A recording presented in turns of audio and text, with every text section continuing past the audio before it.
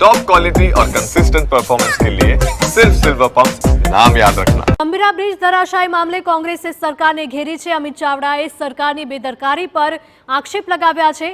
ગુજરાતમાં છેલ્લા 10 વર્ષમાં 21 બ્રિજ ધરાશાયી થયા હોવાનું તેમણે કહ્યું છે।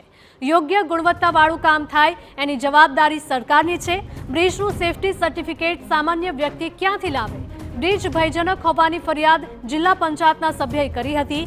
સરકારની ગુનાહિત બેદરકારીના કારણે આવી ઘટનાઓ બની।